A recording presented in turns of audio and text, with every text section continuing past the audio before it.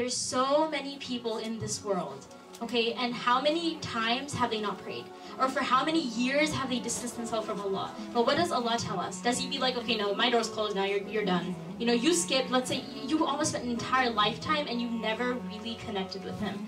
And then you're coming back to Him years and years and years later of all of this disobedience that you've done, and what does He say? He says, call on me and I will answer. And then He says, I am near. So we've spent our entire life chasing friendships and love and all of this other stuff when we cannot find a love more pure than the love of Allah subhanahu wa ta'ala. When we are constantly looking for people to validate us, like social validation is a huge, huge problem in our society today, right? When we're feeding this problem through our own standards for how we are meant to look like, and you know, our outlet is the selfies we take or the pictures we take or the way we think of other people, the way we think about ourselves, we're feeding to a really, really huge problem. Like one door of sin can open to many other doors, right? Or MSA, whatever organization we're part of. When we're doing Islamic work, the task can seem very daunting. Sometimes we feel like we have lots of either inner battles or outer battle. I mean, not outer battles, but more. And I guess enemies in a way, like shaitan is one of them, and like Islamophobia is one of them. We feel like we don't have enough people or support to carry out whatever it is that we want to do.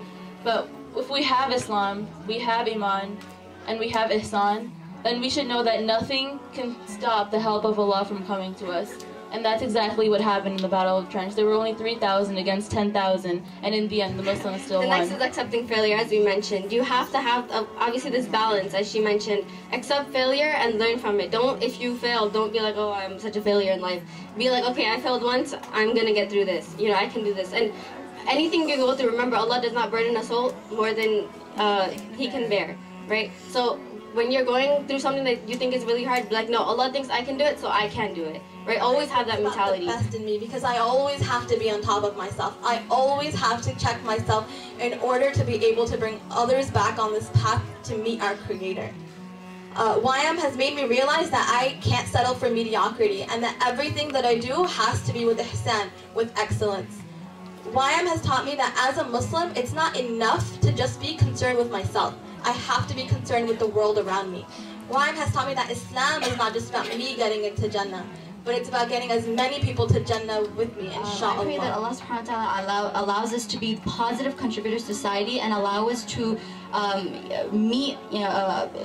be successful in whatever endeavors that, you know, whatever aspirations that we have in life, and that we always remember that as we're going through our journeys, never to forget Allah subhanahu wa ta'ala, and inshallah the house in Jannah, and whatever we said that was correct, it was from Allah subhanahu wa ta'ala, and whatever mistake that we made, it is from our own shortcomings and from shaitan, so we ask for your forgiveness. We'll end with dua. سبحانك اللهم وبحمدك نشهد أن لا إله إلا أنت ونستغفرك ونتوب إليك. السلام عليكم ورحمة الله.